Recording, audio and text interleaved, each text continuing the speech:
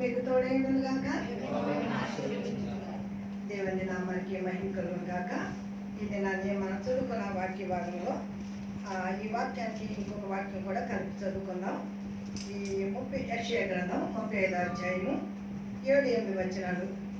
ఎండ మామూలు మడుగులగును, ఎండిన భూమిలో నీటి బుగ్గలు పుట్టును, నక్కలు పండుకొను వాటిని గురికి పట్టులో జమ్మును తొంగగడియు మేతయు పుట్టును. అక్కడ రాజుగానున్న రాజమార్గము ఏర్పడును, అది పరిశుద్ధ మార్గం అనబడును. అది అపవిత్రులకు పోకూడని మార్గము, అది మార్గమున పోవారికి ఏర్పరచబడును. 3 లైన్లు దాంట్లో నడుచుచు త్రోవన తప్పక ఎందరు. దేవుని నామానికి మహిమ కలుగును గాక. దేవుని యొక్క కృపగల నామంలో ఈ దినాన్ని మనం మొదటి ఈ అధ్యాయము మొదట్లో మాట విన్నాం. ఒక మాట చదవగలిగినాం. ఏంటి ఆ మాట? అరణ్యము ఎండిన భూమి సంతోషించును. అరణ్యము ఎండిన భూమి సంతోషించును, అది ఉల్లసించి కస్తూరి పుష్పం వలె పూయును. కస్తూరి పుష్పం. నేను సభలకు వెళ్ళినప్పుడు కొంతమంది దైవజనులు చలక్తిగా మాట్లాడేవారు. అమ్మ సువాసన చాలా కాలం నుంచి వచ్చింది కానీ ఇప్పుడు చూసామనేవారు. అంటే ఒక మనిషి సాక్ష్యం చాలా దూరం వెళ్తూ ఉంటుంది. ఆ సాక్ష్యము సువాసన దుర్వాసన అనేది మన జీవితాన్ని బట్టి ఉంటుంది. ఇక్కడ యెషయా అరణ్యము ఎండిన భూమిని గురించి చెప్తూ, అరణ్యము దేనికి సాదృశ్యం, ఎండిన భూమి దేనికి సాదృశ్యం అని కనుక మనం ఆలోచన చేయగలిగితే, అరణ్యంలో ఏముంటాయి? క్రూర జంతువులను, కీకారణ్యమును. ఎందుకంటే అడవిలోకి ఉందన్నమాట ఒక ఇంట్లో వచ్చేటట్టు. అదే వనం అనుకోండి, ఎలా ఉంటుందండి? పండ్ల తోటలతోటి చెట్లతోటి చక్కగా ఉద్యానవనం, చూడడానికి నడవడానికి ఉండడానికి ఎంతో సేఫ్టీగా ఉండే స్థలం, అది వనం. ఇక్కడ లోకము అరణ్యానికి సాదృశ్యం. లోకము ఎలా ఉన్నది అంటే కొండలు లోయలతో ఉంది, మెట్టలు గుట్టలతో ఉంది, పొదలతోనూ బలులక్కసి చెట్లతోనూ ఉన్నది. అన్ని ఇరుకుతోటి వీటితోటి భయంతో ఉన్నది అరణ్యం. ఇక ఎండిన భూమి అని అంటే నీళ్లు లేక ఆరిపోయిన నేల, ఇది ఎండిన భూమి. దేవుడు ఈ అరణ్యమైన లోకాన్ని చూస్తున్నాడు, ఎండిపోయిన నేలను చూస్తున్నాడు. చూచి ఆయన ఈ యొక్క భూమిని ఏం చేయాలనుకున్నారు అని అంటే, ఇక్కడ మనం చదువుకున్న 7వ వచనంలో ఆ ఎండ మావులు నీటి మడుగులగును. ఈరోజు మనం పెట్టుకున్న ఆ ప్రసంగానికి ఆ యొక్క వెబ్సైట్ పేరు కూడా ఇదే పెట్టాలని ఆశపడుతున్నాను. ఎండ మావులు మడుగులగును. ఎండ మావి అంటే ఏంటండి?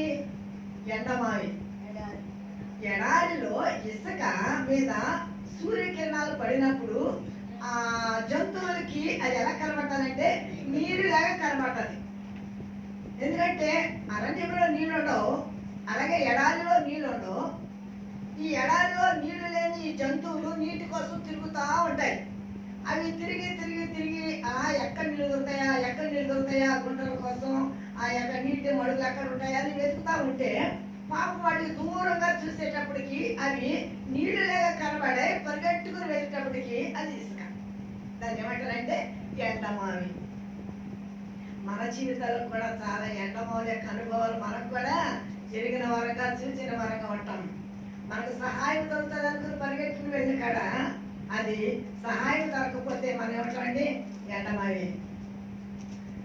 మన యొక్క జీవితంలో ఈ ఎండమావు అనే మాటని ఈరోజు నీటి మడుగుగా దేవుడు ఎలా చేస్తారు అనేది వాక్యం నుంచి మనం గమనిస్తాం.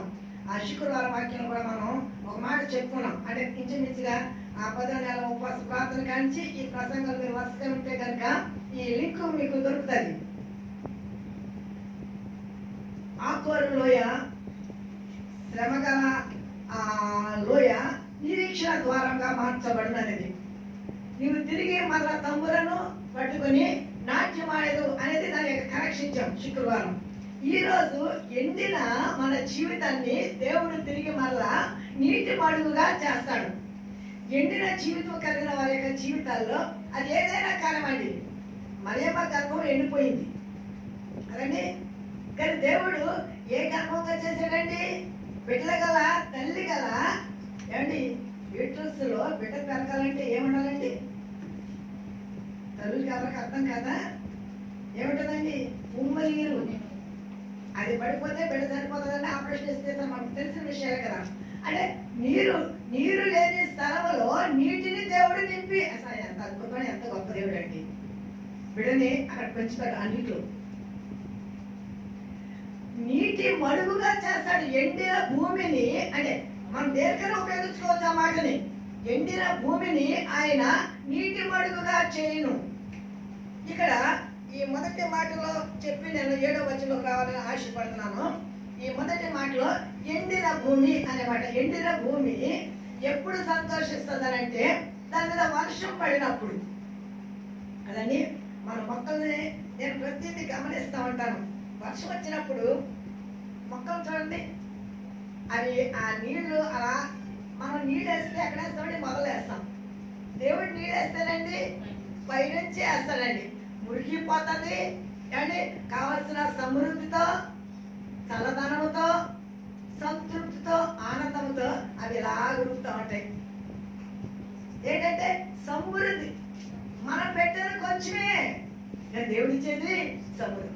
మనకి ఎవరైనా సహాయం చేస్తే కొంచెమే, దేవుడు ఇచ్చేదండి సమృద్ధి. అడుగు వాటన్నిటికంటేను, ఊహించే వాటన్నిటికంటేను అత్యధికం ఆయన ఇచ్చేది. అసలు మనం ఊహించలేం.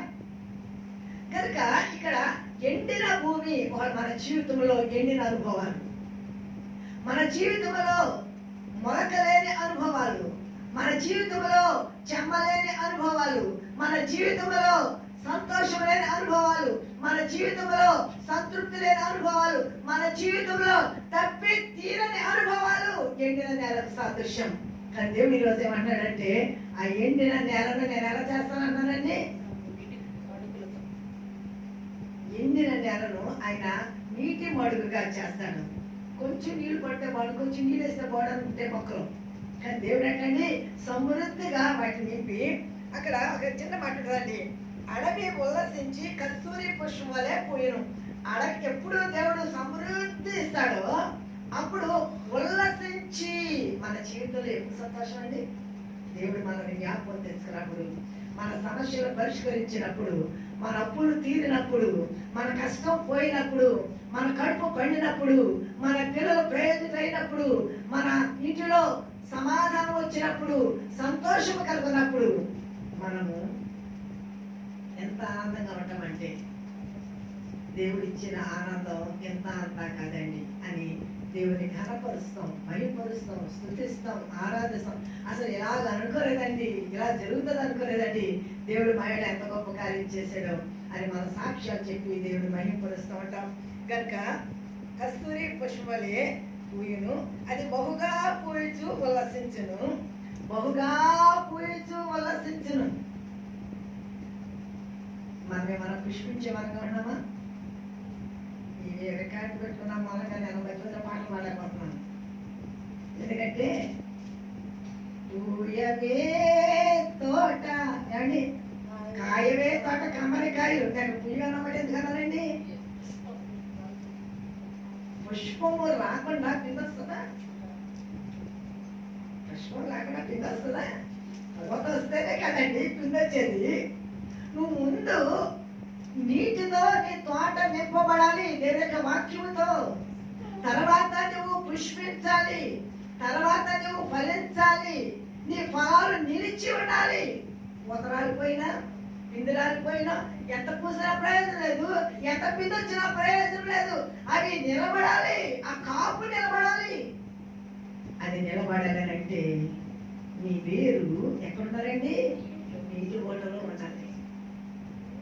నీటి కాలువల యొక్క నాటబడిన చెట్టు అనే ఉండాలి. అప్పుడు నీవు బహుగా పూయిచు ఉల్లసించెదవు. జకర్యా సంఖ్యాకాండము 21వ అధ్యాయము 16-18 చదువుతాం. సంఖ్య సంఖ్యాకాండము 21వ అధ్యాయము 16వ చదువుతాం. 129వ పేజీ ఆ వాక్యం తీసుకొని చదువుతాం. అక్కడ నుండి వారు బేరుకు వెళ్ళి, యెహోవా జనులను పోగు చేయము, నేను వారికి నీళ్ళనిచ్చేదను. నీవు మనుషులను పోగు చేయి, నేను వారికి నీళ్ళు ఇచ్చేదను. ఇప్పుడు మనం చేయవలసిన పని ఏంటండి? నువ్వు మనుషులను పోగు చేయి, దేవుని సన్నిధికి నీవు ఆత్మలను పోగు చేయి. నువ్వు మనుషులను, దేవుడికి ఒక పని అప్పగిస్తున్నాడు, మనం చేయవలసిన పని మనం చేయాలి, దేవుడు చేసే పని దేవుడు చేస్తాడు. నువ్వు మనుషులను పోగు చేసి అప్పుడు దేవుని సన్నిధిలో ప్రార్థన చేయి, అప్పుడు దేవుని పక్షంగా గొప్ప కార్యం చేస్తాడు. యెహోవా జనులను పోగు చేయము, నేను వారికి నీళ్ళిచ్చేదని మోషేతో చెప్పిన బావి అది.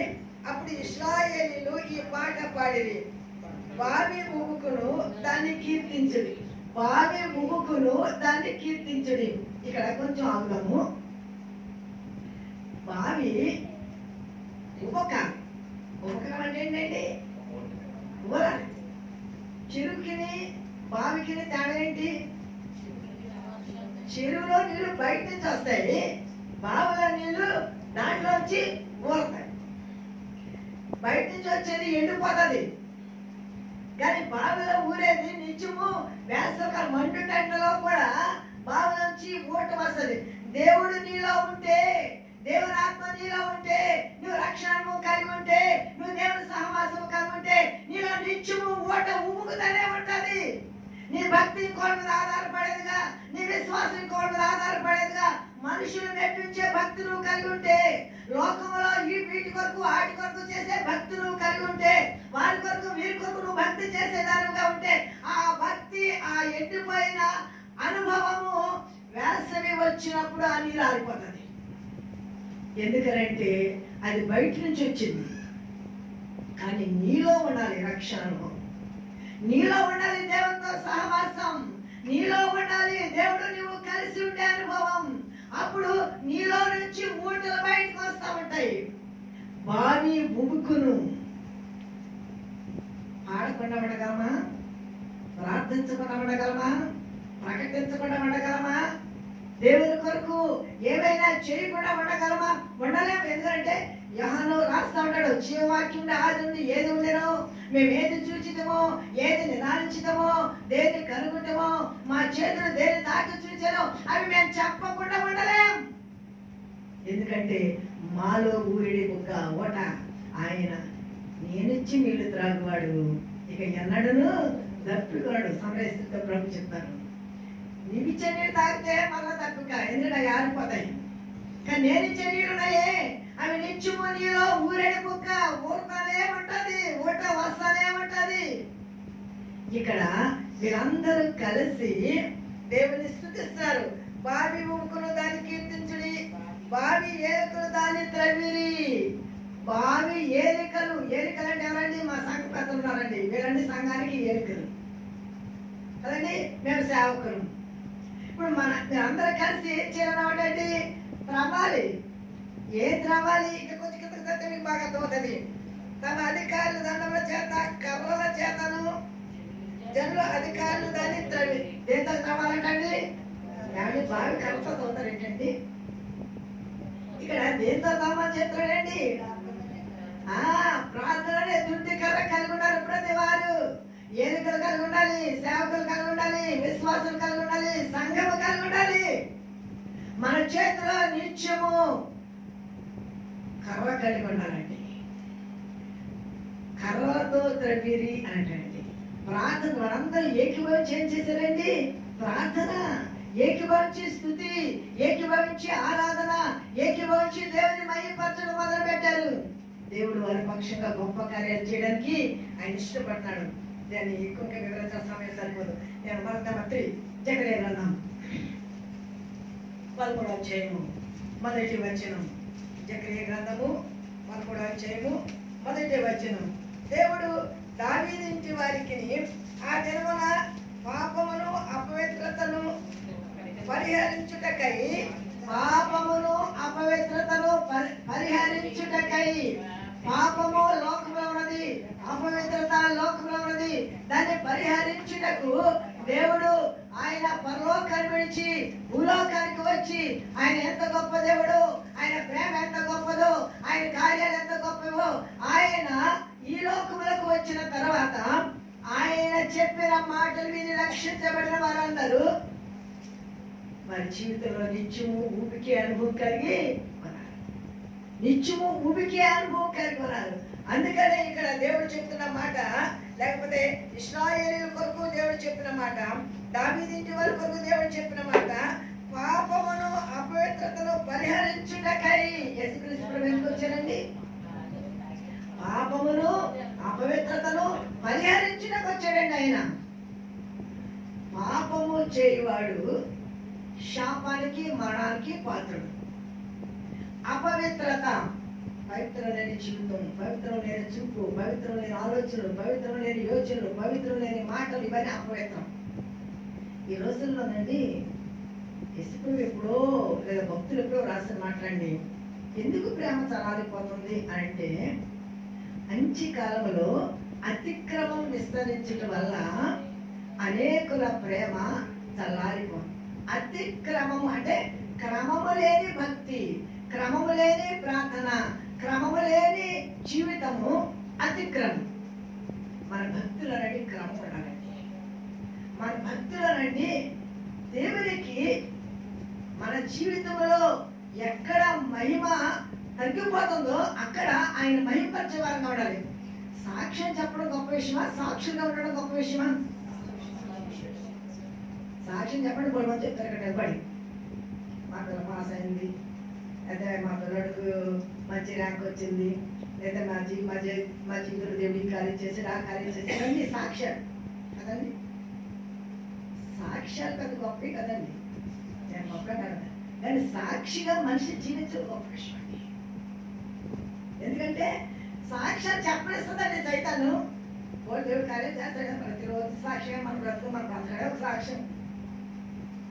ఈ రోజు గడిస్తే పోయిన వారం చక్కగా, ఈరోజు చక్కలేదు. నేను బాగున్న వాళ్ళు వాళ్ళు బాగుంటలేదు. ఈ లోకంలో మనము ఏ దినాన్ని ఎలా ఉంటామో మనకు తెలీదు. దేవుడు మనం బ్రతికించి ఉంచాడు కదా, ఇది ఒక సాక్ష్యం. కనుక సాక్ష్యం కదా, నువ్వు సాక్షిగా ఉండు. ఎప్పుడు నీకు సాక్షి, నువ్వు దేవుడికి సాక్షిగా ఉంటావు అంటే, ఈరోజు ఆదివారం ఆరాధన మానేసి ఇంటికాడ ఉన్నాం, ఇంకొక ఆమె పనున్నది ఆరాధన కనుక ఆరాధనకు వెళ్ళిపోయింది. వీళ్ళిద్దరిలో ఎవరు దేవుడికి సాక్షిగా ఉన్నారండి? ఆవిడే సాక్షి చెప్తుంది, ఈవిడ సాక్షి చెప్తుంది. ఆవిడే సాక్షి చెప్పినప్పుడే, ఈవిడ సాక్షి చెప్పినప్పుడే. ఆవిడ జీవితంలో గొప్ప కార్యాలు చేశారు, ఈవిడ జీవితంలో గొప్ప కార్యాలు చేశారు. కానీ దేవుడు ఎవరిని మెచ్చుతాడంటే సాక్ష్యం చెప్పిన వారిని మెచ్చడండి, సాక్షిగా జీవించే వారిని మెచ్చుతాడు దేవుడు. నమ్మకంగా హల్లెలూయా. మన సాక్ష్యం చాలా గొప్పదండి, మన జీవితం చాలా గొప్పదండి. దేవుడు మన జీవితాన్ని పరిశీలన చేసి పరిశోధించి పరీక్షించినప్పుడు ఈ రక్తం కోసినా, నా రక్తం కోసినా, ఈ రక్తం కోసినా ఎలాగనే ఉంటుంది కదండి. అది ఎక్కడ పెడతారండి? పరిశోధనకి కదండి, టెస్టింగ్కి వెళ్ళినప్పుడు ఆ రక్తంలో ఉన్న గ్రూపులు, ఆ రక్తంలో ఉన్న జబ్బులన్నీ బయటకు వస్తాయి. ఎప్పుడు పరీక్షించి పరిశోధించి పరిశీలన చేసిన తర్వాత అది ఏ వ్యాధో ఏంటనేది డాక్టర్ చెప్పినప్పుడు అప్పుడు మనం సరైన ఆరోగ్యమా కాదనేది అప్పుడు అర్థమవుతుంది. అలాగే ఆత్మీయంగా దేవుడు నిన్ను పరిశోధిస్తున్నాడు, ఆత్మీయంగా దేవుడు నిన్ను పరిశీలిస్తున్నాడు, ఆత్మీయంగా దేవుడు నిన్ను పరీక్షిస్తున్నాడు. నువ్వు పరీక్షించినప్పుడు కాళ్ళలోంచి రక్తం తీసినా, చేతిలోంచి రక్తం తీసినా, శరీరంలో ఎక్కడి నుంచి రక్తం తీసినా సరే అది ఆరోగ్యకరమైన రక్తం అని చెప్పాలి. అప్పుడు నీకు ఆరోగ్యం బాగుంది అని డాక్టర్ చెప్తారు. మన జీవితంలో అలాగూ మనం ఉండాలి అని అంటే మన రక్తంలో నిత్యం ఏ రక్తం కలిసి ఉండాలండి? యేసు రక్తం. యేసు రక్తం మన రక్తంలో కలిస్తే మన రక్తంలో నా చెడంతా ఏమైపోతుందండి? ఎప్పటికప్పుడే ఎట్లా అయిపోతుంది. ఎప్పటికప్పుడే దిద్దుకోవడానికి, ఎప్పటికప్పుడే సరి చేసుకోవడానికి, ఎప్పటికప్పుడే కడుక్కోవడానికి ఆయన రక్తమే మన యొక్క జీవితాన్ని బాగు చేసేది. కనుక ఇక్కడ మనం చదువుకున్నాం, ఆ పాపమును అపవిత్రతను పరిహరించుటకు దావీదు సంతతి వారి కొరకు, యెరూషలేము నివాసుల కొరకు, 100వ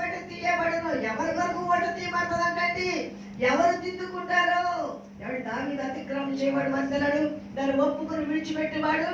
కానీ దావీదు సంతతి అనే మాట ఎందుకు పెట్టాడు కానంటే, దావీదు వల్ల ఎవరు దిద్దుకుంటారో, దావీదు వల్ల ఎవరు సరి చేసుకుంటారో, దావీదు వల్ల ఎవరు సాక్షులుగా ఉంటారో.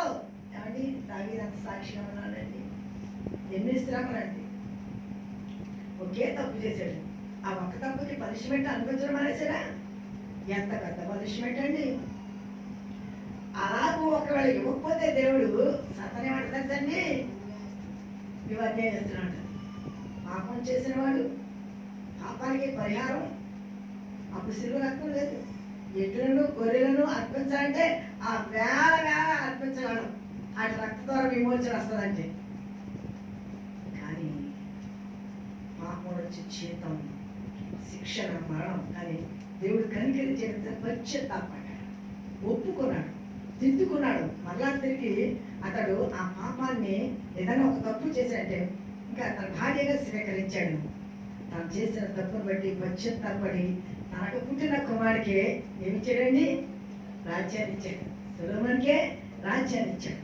ఎందుకంటే దావీదు అంటే తన తప్పు చేస్తే దిద్దుకున్నాడు. అందుకని దావీదు సంతతి వారి కొరకు ఏం తీసాడంటే, నేను ఒక మూట.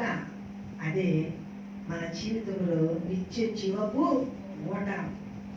నెక్స్ట్ రెండవ రాజుల గ్రంథం 3వ అధ్యాయం 17వ వచనం. 2వ రాజుల గ్రంథం 3వ అధ్యాయము 17వ వచనం. యెహోవా సెలవిచ్చేదేమనగా, ఈ లోయలో చాలా గోత్రులు తరలించండి. కానీ ఇక్కడ మనకి తెలిసిన ఒక పెద్ద స్టోరీ. ఇశ్రాయేల్ రాజు, యోధా రాజు, ఎదోము రాజు కలిసి మోయాబు దేశం మీదకి యుద్ధానికి వెళ్ళారు. ఈ ముగ్గురు రాజుతో పాటు ఎంత సైన్యం అంటారు? ముగ్గురు రాజుతో పాటు చాలా సైన్యం అంటారు కదా. ఈ సైన్యం అంతా కలిసి వారు 3 రోజులు ప్రయాణం చేశారంట. తీరా మోయాబు దేశానికి వచ్చేటప్పటికి వీళ్ళకి అందరికీ దప్పికేస్తుంది. ఇది ఎండమావికి సాదృశ్యం, ఇది ఎండిన భూమికి సాదృశ్యం. దప్పిక ఎండిన భూమికి సాదృశ్యం కనుక ఇప్పుడు వీళ్ళకి అందరికీ దప్పికేస్తుంది. ఏమండి, కొన్ని నీళ్ళు సరిపోతాయా? ముగ్గురు రాజుల యొక్క సైన్యం, వారి జంతువులు, మరి ఎక్కువ వచ్చిన ఒంటిలే కానివ్వండి, గుర్రాలే కానివ్వండి, గాడిదలే కానివ్వండి, మరి ఎక్కువ వచ్చిన ఆ యొక్క వాహనం, ఆ జంతువులకి కావాలి నీళ్ళు, వీరికి కావాలి నీళ్ళు. ఏం చేయాలి అర్థం కాడ. యోధారాజు, యెహోషాపాతు రాజు అంటే ఒక్కడంటేనండి దేవుని భయభక్తులు కలిగిన వాడు ఆ ఒక్కని బట్టి దేవుడికి ఉపకారం చేయడానికి ఇష్టపడతాడండి. నీ ఇంట్లో నువ్వు ఒక్కదాని ఉంటే, నీ ఇంట్లో నువ్వు ఒక్కవాడు ఉంటే, ఒక్క విశ్వాసం బట్టి ఆ కుటుంబాన్ని రక్షిస్తాడు. ఒక్క విశ్వాసం బట్టి ఆ కుటుంబాన్ని రక్షణ మార్గంలో నడిపిస్తాడు. ఆ ఒక్క విశ్వాసం బట్టి తన జనాంగాన్ని రక్షణ మార్గంలో నడిపిస్తాడు. ఒక్కడుంటే చాలండి. దేవుని కొరకు నిజాయితీగా ప్రభుత్వం నిలబడినవాడు. ఇక్కడ యెహోషాపాతు రాజు అన్నాడు, రాజా ఇక్కడ ప్రవక్తలు ఎవరు లేరా? ఎందుకంటే ప్రవక్తను నమ్ముకోండి, మీరు కృతార్థులు అవుతారు అంటాడు యెహోషాపాతు. ప్రవక్తలు ఎవరు లేరా ఇక్కడ అంటే? ఉన్నాడు, కానీ ఆ ప్రవక్త మీద నమ్మకం తక్కువైందంటే ఆ ప్రవక్త గర్తిస్తాడు. తప్పు చేస్తే ఏ ప్రవక్త అయినా, ఏ సేవకుడైనా సరే ఖచ్చితంగా సరిచేస్తాడు, దిద్దుతాడు, ఖచ్చితంగా గర్తిస్తాడు. అయినా మీరు ఆ ప్రవక్తను పిలవనప్పటికంటే ఆ ప్రవక్త వచ్చాడు. ఆయన ఎలీషా. వచ్చిన తర్వాత ఒక లోయ, అది లోయలో ఒక వీణ వాయించి ఒక కుర్రోని తీసుకురమ్మంటాడు. మనం అనుకునేవాడి మ్యూజిక్లో ఏముందండి అనుకుంటాం, పాటల్లో ఏమున్నాయండి అనుకుంటాం, ప్రార్థనలో ఏముందండి అని అనుకుంటాం, వాక్యంలో ఏముందని అనుకోబాకండి. పాటల్లో ఉన్నది, వాయిద్యాల్లో ఉంది, ప్రార్థనలో ఉంది, స్థితిలో ఉంది, ఆత్మ అన్నింటిలోనూ ఉన్నది దేవుని యొక్క ఆత్మ. ఇక్కడ ఒక కుర్రవాడు వచ్చిన తర్వాత చదువులో వాక్యం తీసుకుని వచ్చండి. 15వ వచనం కంటే చూస్తాను, వినండి. నా యొద్దకు వీణ వాయింపగల తీసుకున్నాము. వాద్యుడు ఒకడు వచ్చి వాయించుచుండగా యెహోవా హస్తం అతని మీదికి వచ్చాను. కనుక అతడు ఈ మాటను ప్రకటన చేసింది. యెహోవా సెలవిచ్చినదేమనగా, చాలా కోతులు తరలించుడి,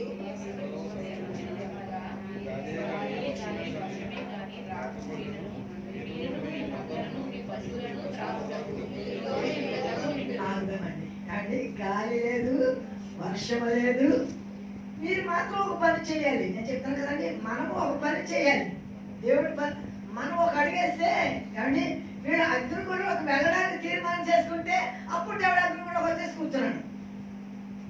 మనం ఒక అడుగు వేయాలి, మన భక్తిలో ఒక అడుగు వేయాలి, మన విశ్వాసంలో ఒక అడుగు వేయాలి, మన ధైర్యం కనుక ఒక ముందుకు ఒక అడుగు వేయాలి. దేవుడి కొరకు నిలబడడానికి నువ్వు ఒక అడుగు వేస్తే దేవుడు నీ పక్షంగా ఇంకొక అడుగు వేస్తాడు. వీళ్ళందరూ లోయలోకి వచ్చారు. ఇక్కడ వీళ్ళందరూ కలిసి ఏం చేయాలన్నాడండి? గోతులు తవ్వాలి. వారు కర్రలు పట్టుకొని త్రవిరి చదివే కదా, ఇక్కడ నాకు సంఖ్యాకాండలను కర్రలు పట్టుకుని త్రవిరి. ఏమో త్రవ్వారు మాకు తెలీదు. వీళ్ళ గోతులు త్రవ్వారు. వీళ్ళ గోతులు త్రవ్వుతామంటే అతడు వీణ వాయిస్తున్నాడు. ఏమంటే ఒక యవనస్తుడు వీణ వాయిస్తున్నాడు, ఇక్కడ వీళ్ళ గోతులు తవ్వుతున్నారు. తవ్వుతూ ఉంటేనటండి ఇప్పుడు జలం ఏమండి మూట క్రింద నుంచి ఉబ్బుకుంటూ వచ్చిందంటండి. ఎంత వచ్చిందనంటే ఈ లోయ అంతా నిండిపోయింది, రోడ్లన్నీ నిండిపోయి. ఇప్పుడు మనకు వరద వచ్చినప్పుడు రోడ్ల మీద ఇప్పుడు ఏం తిరుగుతున్నాయండి? నావలు పడవలు తిరుగుతున్నాయి కదా, అలాగూ రోడ్లు కాలువలు అయిపోయినాయి. దేవునికి భయంకరంగా హల్లెలూయా కట్టారండి. అడుగు వాటన్ని కట్టారు, ఊహించి వాటన్ని కట్టారు. కొంచెం నీళ్ళు అడుగుతామండి మనం, దప్పిక కొరకు వెళ్ళి నీళ్ళు అడిగారు. దేవుడు వీళ్ళ పక్షిగా అద్భుతం చేయడానికి ప్రవాహాన్ని పంపించాడు. ఆ మోయాబు రోడ్లన్నీ నీటితో నింపబడాయంట. ప్రవాహం వలె ఆ నీరు ప్రవహిస్తుందంట. నీతి సూర్యుని కిరణాలు ఆ నీటి మీద పడతా ఉంటే అది ఎలా కనబడుతుందంటే ఎర్రగా రక్తం వలె కనబడుతుంది. 22వ వచనం, ఉదయము వీరు లేచినప్పుడు సూర్యుడు నీళ్ల మీద ప్రకాశింపగా అవతల నీళ్లు మోయాబీలకు రక్తం వలె కనబడను గనుక వారు అది రక్తము సుమ రాజును ఒక్కరినొక్కరు హతము చేసుకుని నిజముగా హతులైరి. ఏమండి, అవతల వాళ్ళకండి, యువతల వాళ్ళకి నీళ్లు, అవతల వాళ్ళకి రక్తం, యువతల వాళ్ళకి కుష్ఠ రోగుల యొక్క అడుగులు, అవతల వారికి రథముల యొక్కయు గుర్రముల యొక్కయు శబ్దం. దేవుడిని పక్షుగా నా పక్షుగా కార్యం చేయాలంటే శత్రువుకి మన శబ్దాన్ని భయాన్ని పుట్టిస్తాడు, శత్రువుకి మన భక్తిని భయం పుట్టిస్తాడు, శత్రువుకి మన విశ్వాసాన్ని భయం పుట్టిస్తాడు. మనము అలాంటి భక్తి కలిగి ఉండాలి, మనము అలాంటి విశ్వాసం కలిగి ఉండాలి, అలాంటి సాక్ష్యం కలిగి ఉండాలి. ఇక్కడ వీళ్ళు నీళ్లు కావాలి, వీళ్ళు నీళ్లు సమృద్ధిగా వీళ్ళ జంతువులు కావాల్సిన నీళ్లు త్రాగగా ఇంకా నీళ్లు ప్రవహిస్తున్నాయి. ఆ నీటి మీద సూర్యుని కిరణాలు పెడతానండి, అవతల వాళ్ళకి రక్తముగా కనబడుతుంది. నేను చాలాసార్లు చెప్తాను, మా ఆత్మీయ తల్లికి దేవుడిచ్చిన వరం నీటికి ప్రార్థన చేస్తే అవి స్వస్థ రావడం, ప్రవర్తన చేసుకున్నవాడు ప్రవర్తన వరకు పొందుకున్న ఆ వరం దేవుడు నాకు ఇచ్చాడు. ఆ నీటిని ప్రార్థన చేస్తే అది రక్తంగా మార్చబడి అనేక మంది జీవితాలు ఆశ్చర్య అద్భుతాలు జరుగుతున్నాయి. చూసేవారికి నీడే, చూసేవారికి అది నీడే. కానీ దేవుడు కార్యం చేయాలనుకున్న వాడికి అది యేసు రక్తముగా వైద్యంగా పనిచేస్తుంది. దేవుడికి మహిమ కలుగాక హల్లెలూయా. ఎంతో మంది సాక్ష్యాలు నేను విన్నాను, నా జీవితంలో ఎన్నో సాక్ష్యాలు చూచాను. ఆయన నీటిని రక్తంగా మార్చే దేవుడు. అది రక్తం కాదు, రక్తంగా కనబడేట్లు చేశాడు.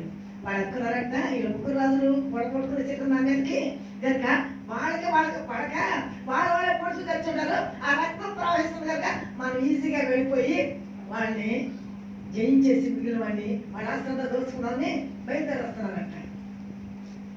వీళ్ళు వెళ్ళి వాళ్ళందరినీ హతమార్చి గొప్ప విజయాన్ని చూసుకొని వచ్చారు. నేను ఎందుకు ఈ మాటలు చెప్తున్నానంటే, మనం అడిగితే కొంచెమే, నువ్వు చిప్పుడు నీళ్ళు అడిగితే ఒక ట్యాంకర్ ఇస్తాడు, ఒక చిన్న రాయిని అడిగితే పర్వతాన్ని ఇస్తాడు. నీ విశ్వాసం సరిపోతే దేవునికి అసాధ్యమైనదేమీ లేదు. కనుక ఇక్కడ నీటి ఎండ మావులను ఎలా చేశాడంటే నీటి మడుగులుగా చేశాడు. కనుక మన జీవితంలో అలాంటి నీటి మడుగులను చూసి ప్రభు కొరకు జీవిస్తాం.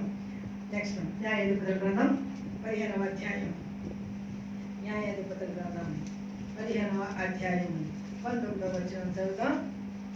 ఇక్కడ సంస్థను గురించిన సంగతి. సంస్థను చాలా బలాఢ్యుడు, పచ్చి గాడిద ఎముకలు దవడ అంటే గాడిద దవడ ఎముక పచ్చిది. అది గాడిద దవడ ఎముకుంటారా కొన్ని పుట్టది అనుకుందాం. అది పచ్చిది. పచ్చిదానికి బలం ఉంటుందా? ఎన్ని దానికైతే బలం ఉంటుందో షార్ప్ ఒక తెచ్చారనుకోవచ్చు. పచ్చిదానికి షార్ప్ ఉండదు, ఎందుకంటే పెద్దగా ఉంటుంది. దానితోటి ఎంతమందిని చంపాడంటండి? 1000 మందిని చంపాడు. చంపిన తర్వాత దప్పికి వేస్తుంది. ఇప్పుడు ఈ ఫిలిష్తీయుల చేతులను అప్పగిస్తావా ప్రభువా అని దప్పుకి వేసినప్పుడు ప్రార్థన చేశాడు. 19వ వచనం చదువుతాడని, దేవుడు లేహీలోనున్న ఒక గోతిని చీల్చెను, దాని నుండి నీళ్లు బయలుదేరెను. అతడు త్రాగిన తరువాత ప్రాణము తెప్పరిల్లి బ్రతికెను. కాబట్టి దాని పేరు నేటి వరకు ఎహలకో అనబడెను. అది లేహీలో ఉన్నది.